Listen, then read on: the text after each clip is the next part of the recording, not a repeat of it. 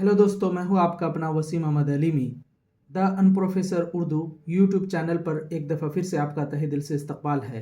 अभी मैं आपके लिए नेट जेआरएफ लेक्चर सीरीज़ लेकर के आ रहा हूं। मैंने अपने प्रीवियस वीडियोस में नेट जेआरएफ यूनिट नंबर 10 पे जितने भी टॉपिक्स हैं सब पर गुफ्तगू मुकम्मल कर ली है, जो मेरे चैनल के प्लेलिस्ट जेआरएफ लेक्चर सीरीज़ में मौजूद है। लास्ट वीडियो में मैंने दारुत तर्जमा उस्मानिया पर बात की थी और उससे पहले मैंने दिल्ली कॉलेज पर बात की थी। आज मैं बात करने जा रहा हूँ इहाम गोई और तहरीक इस्लाह ज़बान पर। ये दोनों आपस में इंटर रिलेटेड है, तो मैंने सोचा कि एक ही वीडियो में दोनों पर गुफ्तगू कर लेते हैं। तो चलिए शुरू करते हैं। सबसे पहले इहाम गोई को समझने के लिए इहाम गोई के से ही वाबस्ता एक शायर हैं, शाकिर नाजी। इनका शेर देखें।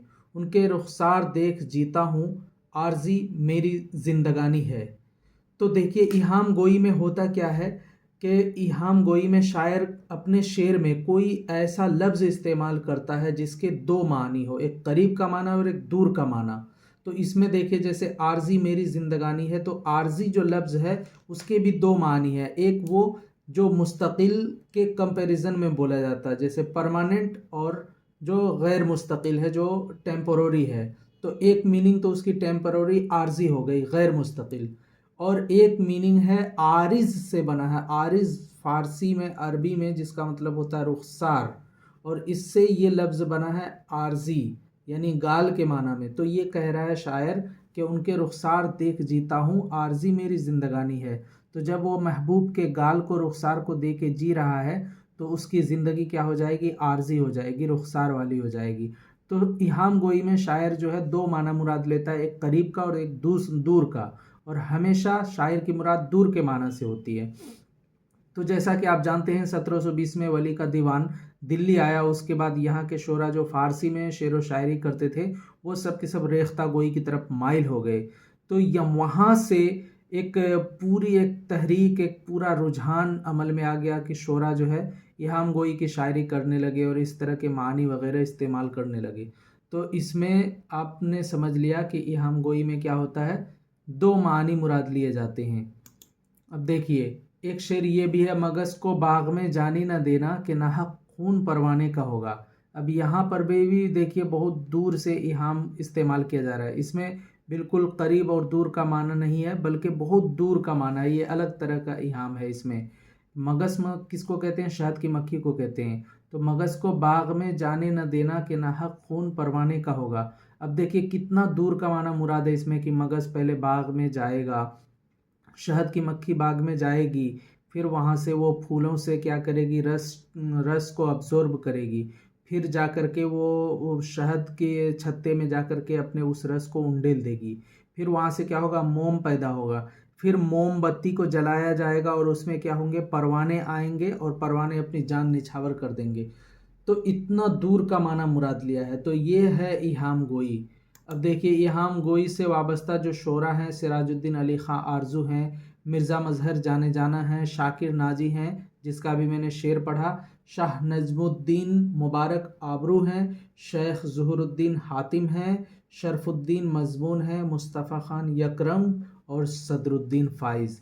ये वो अहम शोरा हैं जो इहाम गोई से वाबस्ता रहे हैं।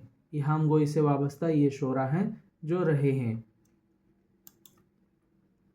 अब देखिए जब इहाम गोई की शायरी होने लगी शुमाली हिंद में वली के दीवान की आमद के बाद, तो इसमें बहुत सारे शोरा क्या करने लगे, तरह तरह के पैंतरे आजमाने लगे।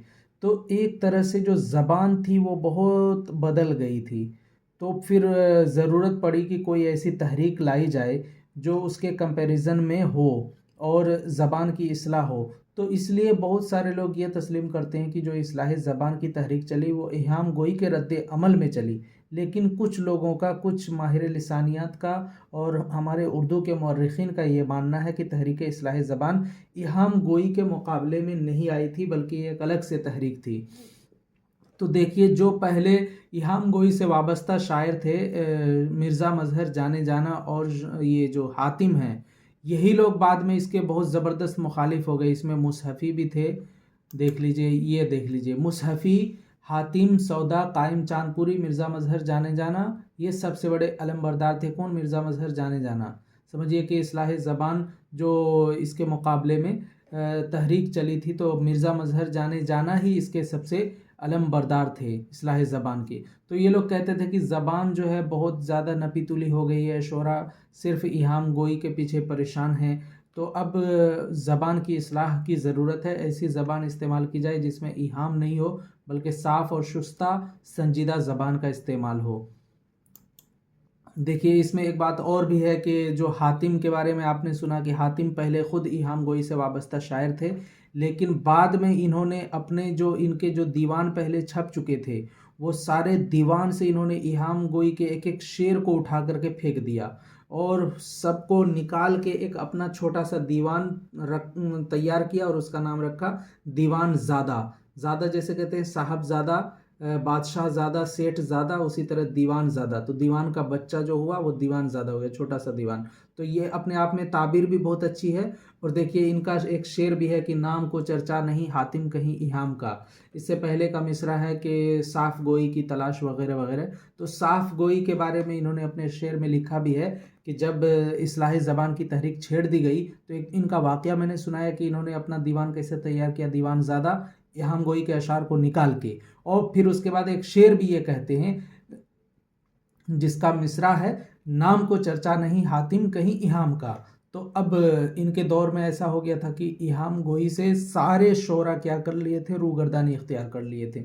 تو اس لیے انہوں نے کہا کہ اب ایہام گوئی کا کوئی چرچا بھی نہیں ہے. اور اسی طرح اصلاح زبان کی ایک تحریک جو ہے ناسخ نے بھی چھیڑی تھی. کہاں؟ لکھنؤ میں. ہوا یوں کہ جب دلی میں آپ جانتے ہی ہیں کہ بعض حالات کی وجہ سے شعراء نے دلی سے لکھنؤ کی طرف ہجرت کی، تو وہاں پہ بہت سے شعراء جو دلی سے ہجرت کر کے گئے تھے ان کی وجہ سے میر حسن دہلوی، تو ان کی زبان جو ہے نا ان کی زبانوں میں دلی کا اثر تھا، یعنی دلی کی زبان کا اثر پایا جاتا تھا اور اس سے وہاں کے شعراء کیا ہونے لگے تھے، متاثر ہونے لگے تھے. تو وہاں پہ ایک تحریک اور چلی، اس کا بھی تعلق تحریک اصلاح زبان سے، جس کے روح رواں اور علم بردار کون تھے؟ امام بخش ناسخ تھے جو کہ لکھنؤ کے شاعر ہیں. وہاں پہ یہ ہوا لکھنؤ میں کہ ایک تو انہوں نے دلی کی زبان اختیار کرنا شروع کر دی تھی اور دوسرے یہ کہ ریختی گوئی کا اثر شروع ہو گیا تھا جس میں عورتوں کی بات عورتوں کی زبان میں کی جاتی ہے. تو اس میں ایک طرح کا ابتذال بھی آ گیا تھا کہ وصل کی شب پلنگ کے اوپر مثل چیتا کے وہ مچلتے ہیں، اور اری بہنا وغیرہ وغیرہ اس طرح کی ابتذال اور جنسیات، سیکس وغیرہ کی باتیں شعر و شاعری میں ہونے لگی تھی. تو وہاں پر بھی ایک اصلاح زبان کی تحریک سمجھیے کہ انڈر اسٹوڈ تھی. تو اس کو لیڈ کیا کس نے؟ امام بخش ناسک نے لکھنؤ میں. تو اس طرح سے ہماری اردو زبان میں اصلاح زبان کی تحریک شروع ہوئی. اور اس سے پہلے آپ جانتے ہیں کہ ایہام گوئی کا تعلق ہماری یہ دونوں ہی تحریکات جو ہیں، ان دونوں ہی تحریکات کا تعلق کس سے ہے؟ شاعر کے اسلوب نگارش سے ہے، اسلوب بیان سے ہے. اور یہ دونوں ہی تحریکات کا تعلق زبان سے ہے اور اصلاح زبان سے ہے. تو ایہام گوئی آپ سمجھ گئے کہ ایہام گوئی میں کیا ہوتا ہے، شاعر دو معانی استعمال کرتا ہے، اور تحریک اصلاح زبان بھی آپ سمجھ گئے. تو یہ ہے اوورال. ابھی آپ کو لگ رہا ہوگا کہ بہت مختصر میں باتیں ہو رہی ہیں، لیکن چونکہ میں پورے ہی JRF کے پورے ہی سلیبس پہ میں اس طرح سے لیکچر لے کر کے آ رہا ہوں، میں نے پورا ڈٹرمنیشن کر لیا ہے اور آپ لوگ بھی میرا ساتھ دیں. ابھی تو میں اس طرح سے PPT پہ پڑھا رہا ہوں، آگے چل کے میں بورڈ کا بھی استعمال کروں گا. ڈیجیٹل بورڈ تک کا سفر بھی آپ کے ساتھ طے کرنا ہے انشاءاللہ. تو ابھی کے لیے میں اس طرح سے جیسے مجھے بن پا رہا ہے میں استعمال کر رہا ہوں. ویڈیو آخر تک دیکھنے کے لیے بہت بہت شکریہ.